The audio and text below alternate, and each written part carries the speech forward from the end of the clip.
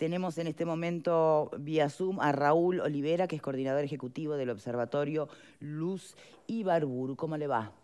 ¿Qué tal? ¿Cómo estás, Victoria? Muy bien, muchas gracias por su tiempo y por acompañarnos. No, gracias a usted. Una primera reflexión para arrancar nomás en este día puntual y en lo que han sido, bueno, una mirada en retrospectiva de los últimos años. ¿Qué tanto entiende que se ha avanzado? ¿Qué tanto entiende que la sociedad sigue acompañando la causa? ¿O todavía hay muchos que insisten en verlo como en clave de pasado y no de presente? ¿Qué opina? En un día como hoy, la palabra reflexión es quizás la más reiterativa cuando recordamos que acá en Uruguay hubieron más de 200 desaparecidos, en Argentina más de 30.000. Bueno, y siguen habiendo desaparecidos en América Latina. Yo te diré dos reflexiones. La primera es la reflexión que hace un ciudadano común, que es ¿por qué el Estado democrático no tiene la misma capacidad para resolver o para mitigar lo que cometió otro Estado, el Estado autoritario? O sea, el ciudadano de alguna manera se siente desconcertado frente a una democracia, a una institucionalidad, a normas internacionales que supuestamente deberían de mitigar este delito, de evitarlo y de alguna manera proyectarse para que no exista nunca más.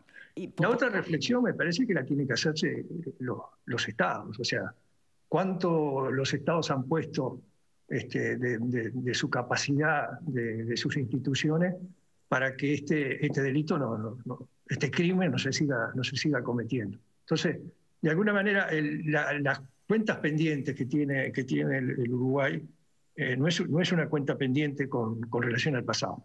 Creo que tiene que ver con una cuenta pendiente con el futuro. ¿Por qué razón? Porque si nosotros a estos delitos no los punimos como corresponde de acuerdo a las normas de carácter internacional, a las leyes, a los códigos del proceso, a todo eso, es seguro que se van a seguir cometiendo. Entonces, en ese sentido, esa es la reflexión que no es muy optimista, pero de alguna manera debería estar, digamos, en el pensamiento de los ciudadanos cuando frente a este tema dice, bueno, este es un tema del pasado, hay que dar vuelta a la página. Yo creo que la página esta hay que darla luego de haberla leído muy bien. O sea, y en ese sentido me parece que es el desafío de hoy, ¿no? Bien. Permítame preguntarle si el verdadero desafío pasa por encontrar restos o si pasa por escuchar la autocrítica o las disculpas de quienes entienden o entendemos tienen toda la responsabilidad o gran parte de la responsabilidad en esto. Porque siempre debatimos si verdad y justicia es posible, si van de la mano. Si hubiera que elegir, ¿qué necesitamos? Porque una cosa es pensarlo desde la familia del desaparecido y otra es pensarlo colectivamente. ¿Ahí qué piensa usted?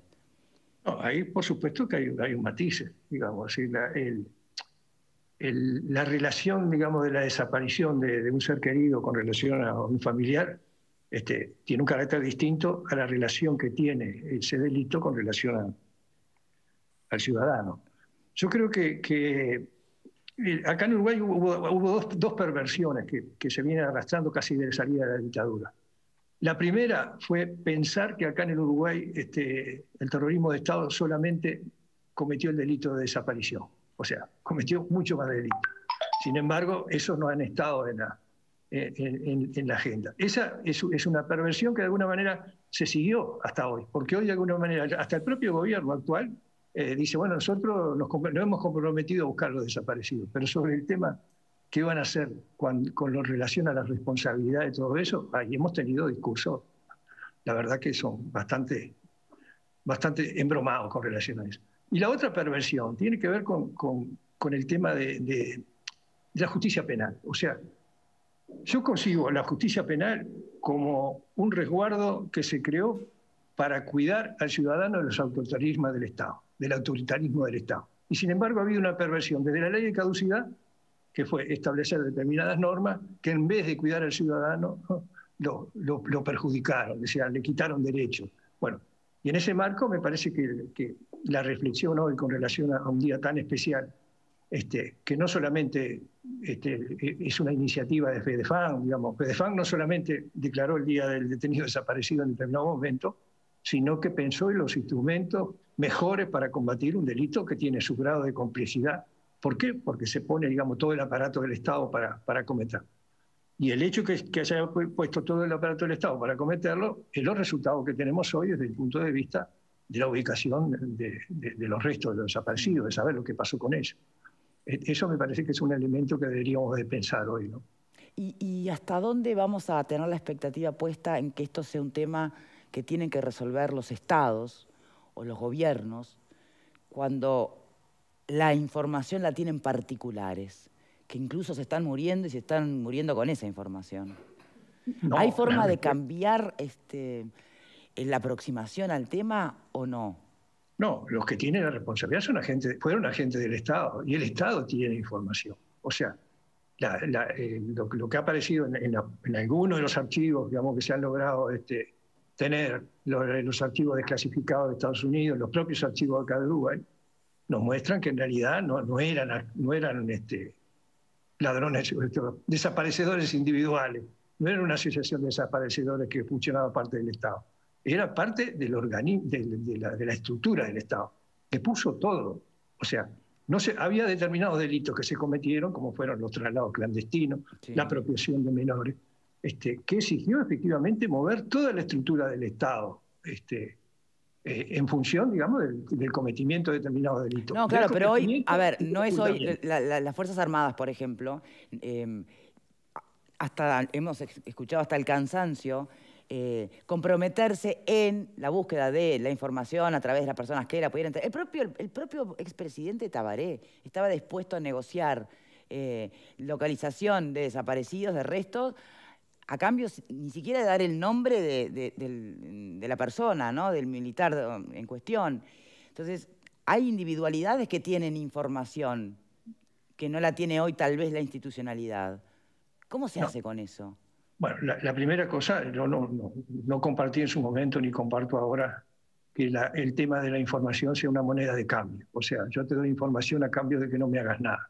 Porque eso, traigamos los delitos comunes que se cometen hoy en día, si el Estado se dedicara a eso. O sea, a ubicar, digamos, los criminales que ahora en este momento, a los sicarios y todo lo demás, y bueno, si vos me decís tal cosa, yo te perdono. No, eso no es una lógica. Fue muy cuestionado eso en su momento, fue muy cuestionado. Sí. Bueno, eso por un lado, me parece que eso no es Ahora, el Estado hay una memoria institucional del Estado, las instituciones tienen memoria. Y efectivamente, si existiera una voluntad política por parte del Estado, por parte de las instituciones, de aclarar estos temas, se aclaran. Se aclaran porque efectivamente existe información y no es un problema patrimonio de uno solo. Ahora, hace poco nos enteramos cuando el ministro de Defensa removió a un general que estaba en la Suprema Corte de Justicia. Lo removió porque había participado en un lugar donde llamaban a los oficiales para demostrarle cómo se torturaba. O sea, no era un problema escondido, en realidad era una práctica sistemática que se cometía acá en el Uruguay. Entonces, toda la gente tiene de alguna manera información. Y después tenemos el problema del tiempo. Yo efectivamente creo que el pasaje del tiempo, el hecho que se mueran los testigos, que se mueran los imputados, todas esas cosas, sin ninguna duda conspira, porque ellos sin ninguna duda tienen la información fina. Pero la información de carácter general existe en los archivos militares. O sea, los expedientes, digamos, de la propia justicia militar y los expedientes, digamos, del procesamiento de la gente y todo lo demás, tienen determinados elementos. Ahora, ¿cuánto demoramos nosotros en llegar a esos documentos? Muchos años. O sea, durante muchos años que eso se escondió. Tenemos la famosa, que no sabemos si existió, la Operación Zanahoria. O sea, venía la democracia y supuestamente hubo un compromiso por parte de los partidos con los militares. Bueno, limpien todo para que cuando termine esto no haya consecuencias. Pero ¿cómo no sabemos si existió o no? ¿Usted duda que haya existido?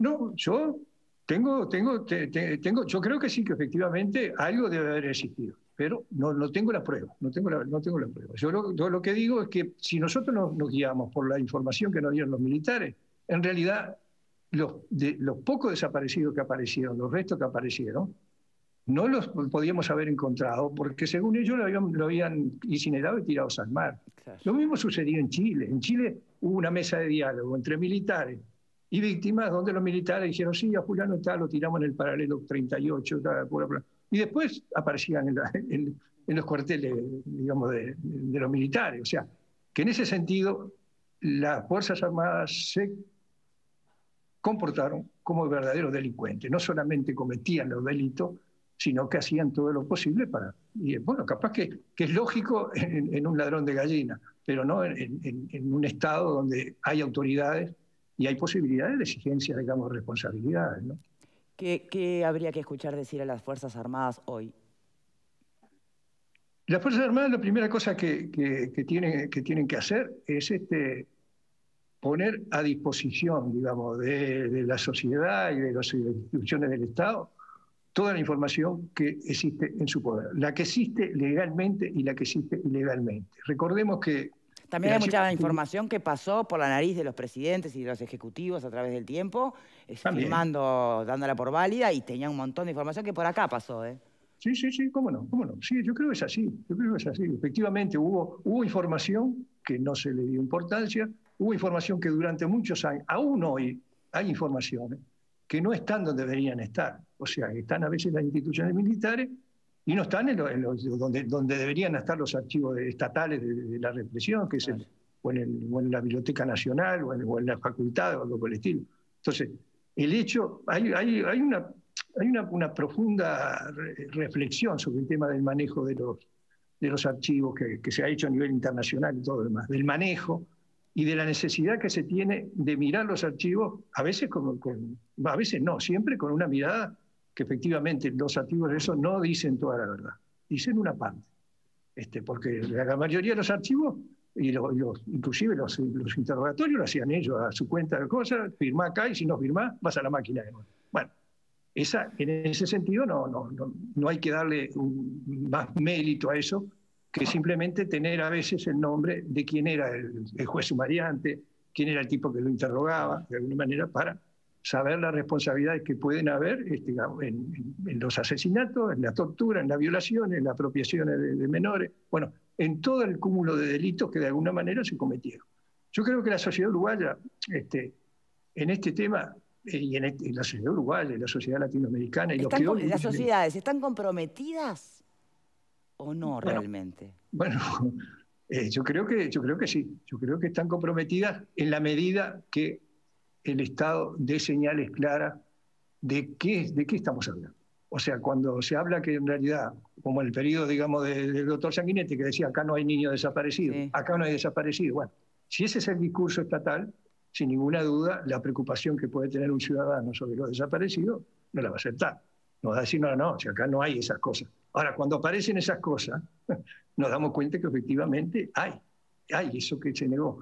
Se decía, bueno, no había vuelos clandestinos. Hubo vuelos clandestinos, ¿no? Bueno, todo un montón de cosas. No había violación. Acá se trataba a los presos como señoritas, o sea, se los trataba muy bien en los cuarteles y todo lo demás. Bueno, hay denuncias de violaciones, hay procesamiento de violación, no solamente acá en Uruguay, en Argentina, de uruguayos, en Italia, de uruguayos, bueno.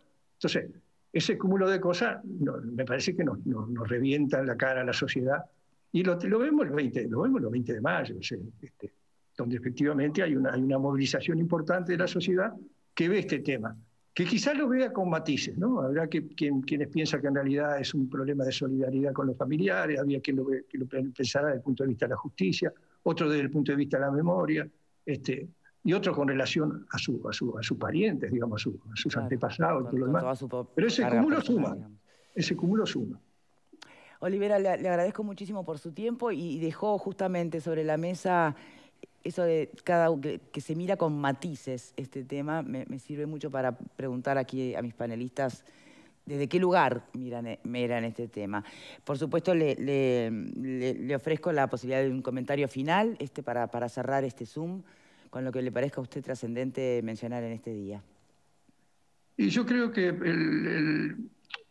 lo final que se puede, lo final no, lo intermedio que se puede decir cuando estamos culminando un día que se recuerda a los detenidos desaparecidos, es tomar conciencia de lo que hay atrás de todo eso, que no son retratos que de alguna manera se van desdibujando en la memoria, sino que son vidas de mucha gente joven que pagaron de alguna manera la acción ilegal del Estado. Y en ese sentido me parece que también es un día de homenaje también a ellos y de reconocimiento de alguna manera a la sociedad que lo recuerda todavía y a ellos que hicieron cosas para que lo recordemos, ¿no? Raúl Olivera, coordinador entonces del Ejecutivo del Observatorio Luz Ibarburu, muchísimas gracias por su tiempo. No, gracias a ti, Victoria. Chao, chao. Chao. Entonces, Pepe, vos, ¿desde qué lugar ves, o ves todo el conjunto? Y yo lo miro desde la crueldad más extrema que puede haber, porque no debe haber cosa más cruel que desaparecer a un ser humano. ¿Habría que seguir hablando de desaparecidos o asesinados? ¿Qué es más fuerte al final? No, pero déjame terminar porque justamente esa es la crueldad. Todos sabemos que fueron asesinados, todos sabemos que murieron. Sin embargo, están en un limbo porque no hay un lugar. Fíjate, mirá este ejemplo. Un avión de Austral hace algunos años que cayó en Fray Bentos, con todos sus pasajeros, no quedó absolutamente nada, un cráter enorme en el lugar. Sin embargo, sus familiares fueron allí, porque en ese lugar fue donde murieron. Y ahí había mínimos restos, en algún caso no había absolutamente nada, pero había un lugar donde poner una placa y recordarlo, donde ir y dejar una flor. Hay un lugar, acá no hay nada, absolutamente nada. Y no solamente que no hay nada, sino que además se mintió, porque en el informe de la Comisión para la Paz, en el subtítulo denominado El destino de sus restos, se habla de lo que decía Olivera, que fueron retirados, cremados y arrojados al mar. Entonces, lo miro desde la crueldad y desde la extrema crueldad, que es además mentir y no dar la cara sobre esta situación. Ese limbo además genera que yo no puedo encontrar ni siquiera la justicia, ya no la verdad, porque no puedo acusar a nadie. ¿Quién los mató? ¿Dónde están? Lo miro desde la crueldad. No tengo otra forma de tener una mirada sobre lo ocurrido. Bien. Selva. A mí me gusta agregarle el tema de los detenidos.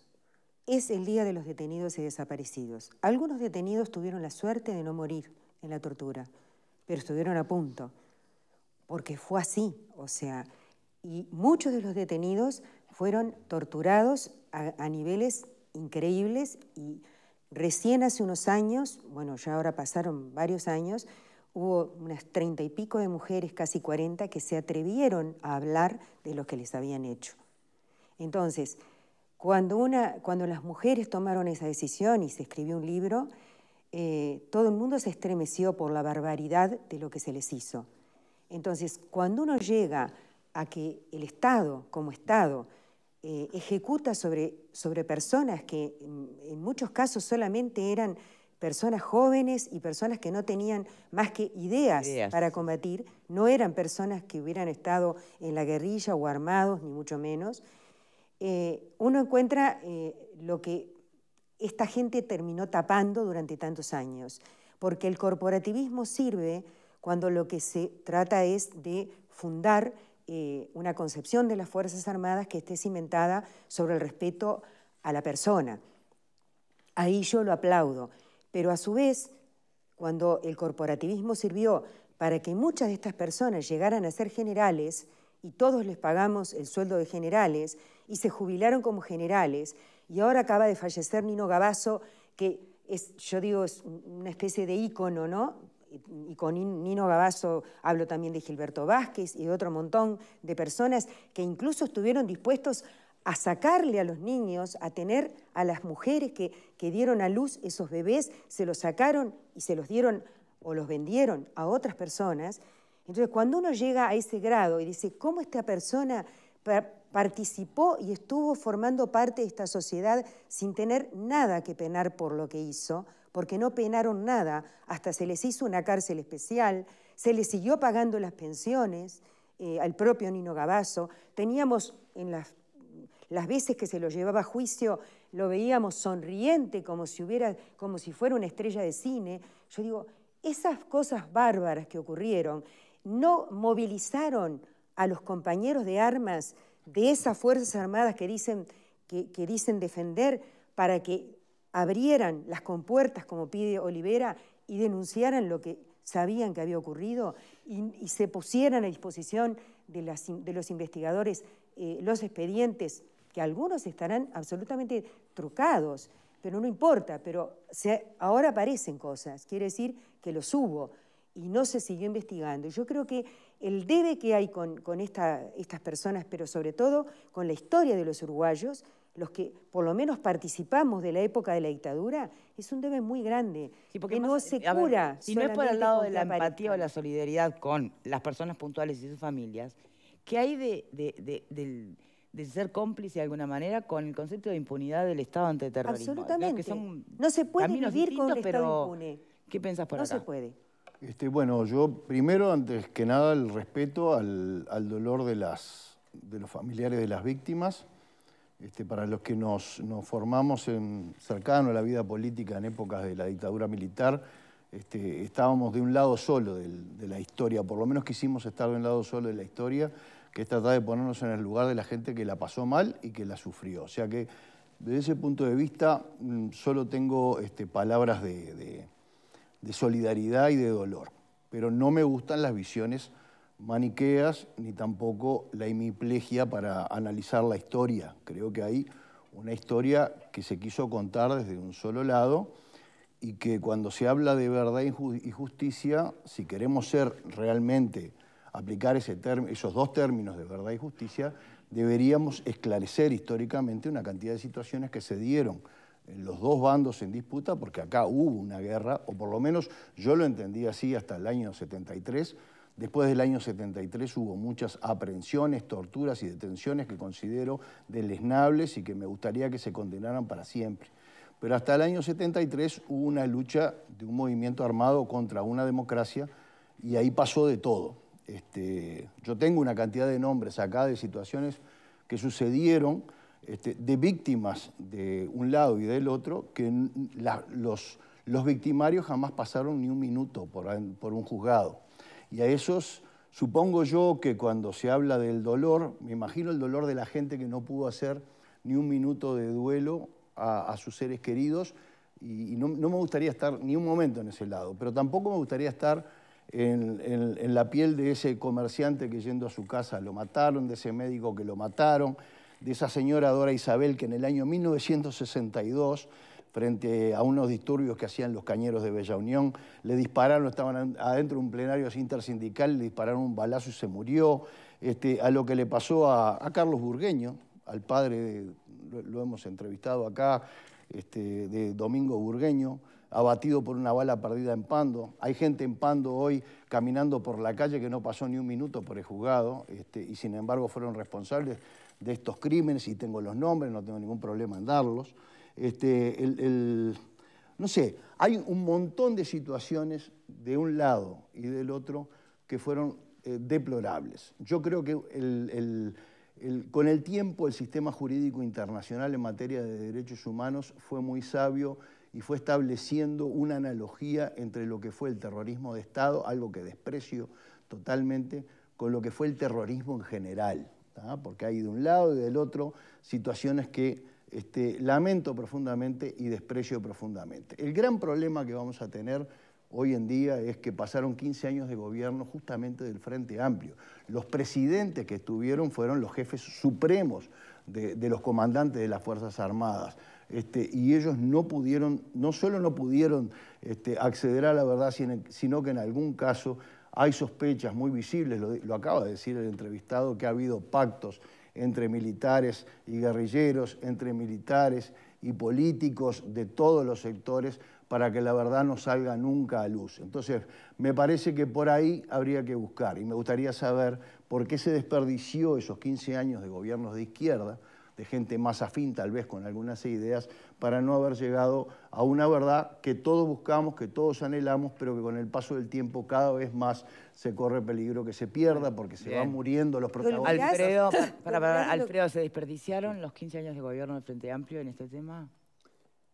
Se entró en los cuarteles, cosa que nunca se había hecho en los gobiernos anteriores, ¿no? Se encontraron los primeros cuerpos desaparecidos, insuficientes, pero se encontraron, ¿tá? mientras que en los gobiernos anteriores, entre otras cosas, se negaba la desaparición de Macarena Gelman, por ejemplo, ¿no? Por parte del hoy secretario general del Partido Colorado, a Juan Gelman, le dijo que no tenía nada que ver, que la hija no sé qué, y la hija después apareció acá. O sea que complicidades hubo muchas y variadas. El tema hoy para mí es el Día del Detenido Desaparecido, internacional, Día Internacional de Detenido Desaparecido. Yo miro internacionalmente y España está encontrando desaparecidos de más de hace 80 años. Y están encontrando ahora fosas comunes y encuentran y no sé qué. 80 años pasaron de la guerra civil y están encontrando cosas. ¿Pero eso qué quiere decir? Acá llevamos 40. Yo creo que, yo no sé si hubo, yo sospecho que hubo pactos de un lado y del otro. Yo decir, para mí, hubo gente que quizás no puso todo el énfasis que tenía que haber, la izquierda quizás no puso todo el énfasis que tenía que haber puesto para encontrar, pero lo que se encontró bajo gobierno del Frente Amplio. Antes no se encontró nada. La Comisión para la Paz... No encontró nada, no encontró nada. La Comisión para la Paz lamentablemente no encontró nada. Yo lo que creo es que está la consigna verdad y justicia. Y me parece que hoy por hoy, como sociedad, nosotros necesitaríamos que esto se pudiera laudar. Y sinceramente creo que para que haya verdad, la justicia la tenés que dejar de lado. Porque nadie va a hablar de los que saben hoy, nadie va a hablar si sabe que después de eso va preso. Entonces, a mí lo más importante, me parece, es el dolor de los familiares que no han encontrado los restos desaparecidos, ¿tá? Que puedan realmente encontrar... O sea, que estás en la línea de la acción que planteaba el expresidente Vázquez. Vos sabés que sí, yo creo que cuestionaba necesariamente, porque no ha dado resultado, ni con gobierno de derecha ni con gobierno de izquierda. ¿Vos qué enviarías hoy la consigna? Por verdad. Yo quiero verdad para darle paz a los familiares. Y además puede venir justicia bien. Porque aparte de la justicia, vamos a entendernos, yo no me chupo el dedo. De afuera, entendámonos, la tortura no fue de 4 loquitos, era un sistema institucionalizado en todo el ejército, antes y después de la dictadura. Es decir, no era que eran 4 locos, no eran Gabazo y unos locos, unos compinches que vamos a entrenar a esto. El sistema era así. Y si vos te negabas, o te daban de baja o ibas preso, como hubo militares presos. ¿Tá? Entonces, me parece que es una cuestión tan amplia y tan abarcativa, porque nadie quería quedar excluido, que nadie quedara excluido, porque si no mañana puede cantar. Si yo torturo y aquel no, y aquel después qué dice. Entonces, era institucionalizado. Entonces, a mí me parece que lo importante hoy es la verdad para lograr paz y poder, como sociedad, dar vuelta a la página, ¿tá? de esta situación que es complicada. Porque está el otro tema. El Día Internacional de Desaparecidos no es para Uruguay, es para el mundo. Y hoy hay desaparecidos todos los días en Colombia y en México, por ejemplo. Está por citar 2 países, y seguramente hay en muchos países más. Pero Colombia y México son paradigmas de desaparecidos, de miles de desaparecidos. Nosotros tenemos 200. Ellos tienen miles de desaparecidos, ¿tá? Que incluso Argentina, con sus 30.000 desaparecidos, queda chico al lado de lo que pasó en México, pero que no pasó hace años. Está pasando, en Colombia está pasando ahora. Entonces, ¿de qué estamos hablando? Me parece que el sistema hay que levantar un poco la mira y es muy doloroso, porque aparte, en mayor o menor grado, todos tenemos a alguien conocido o cercano que desapareció, o familiar, es decir, yo creo que, o conocemos a alguien que... decir, entonces me parece que como sociedad, es bravo. Ahora, buscar responsabilidades, el sistema fue el responsable. Sabemos que ya procesamos a Gabazo, a Álvarez, a un montón de delincuentes. Pero no les interesó mucho en las actas cuando fue lo de Gabazo o cuando fue lo de Gilberto Vázquez. Yo no sé qué pasó allí. Me gustaría saber qué pasó.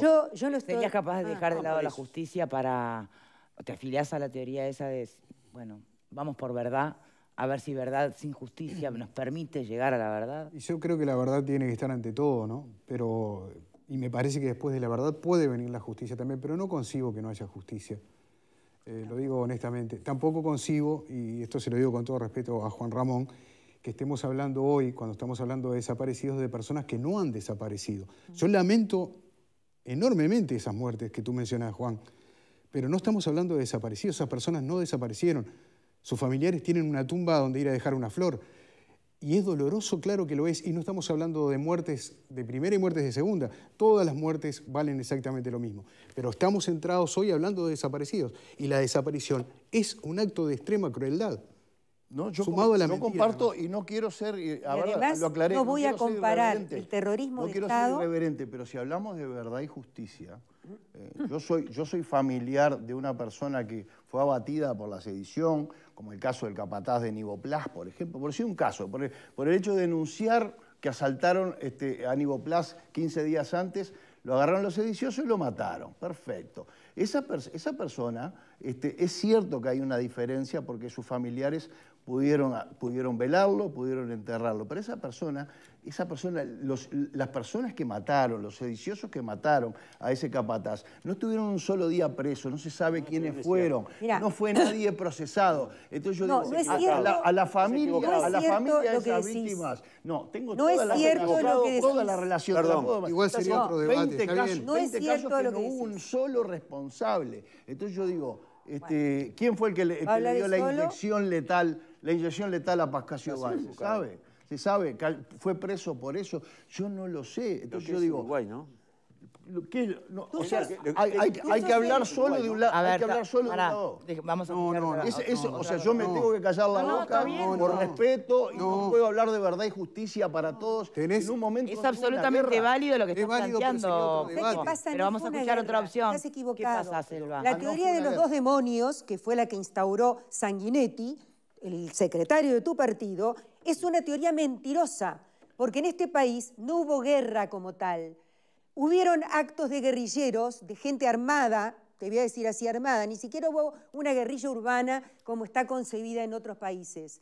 Y hubieron actos que todos sabemos por los que pagaron años de cárcel muchísimos de los sediciosos. Otros escaparon, lo admito contigo, pero por otros pagaron mucho. Pagaron años de... Y mira que yo no estoy con los La teoría de los tupamaros dos ni demonios ahí. existe porque Pero la hubo dos teoría de los demonios. dos demonios deja de lado que en el año 72 ya no existía el demonio supuesto de la guerrilla, pero sí se instauró en el Estado lo que se llamó el terrorismo de Estado, que es la instauración, como aquí se dijo, institucionalizada, de la teoría de que se podía violar, se podía torturar hasta la muerte, se podía robar, porque cuando se iban a los detenidos a buscar a las casas, se robaban esas casas. Hay que saberlo esto, hay que decirlo. Se permitía que los niños se les sacaran, se las dejaba parir a las madres y luego se sacaban esos niños y se vendían o se entregaban a otros familiares, o a otros militares, perdón. Entonces, vamos a hablar en serio. Vamos a hablar en serio. Y eso estaba instituido por el Estado, por lo que supuestamente eran las Fuerzas Armadas que pagábamos todos sus dineros, sus armas, su sueldo. No es comparable con el puñado de gente armada que formó parte de los militares, de los tupamaros. Porque en el 72 los tupamaros ya estaban o todos presos o estaban en el exilio. Todos no estaban. Año No, 72. Retomamos el 72 después de la pausa, señores. Vamos a hacer una pausa. Les cuento que vuelve la semana.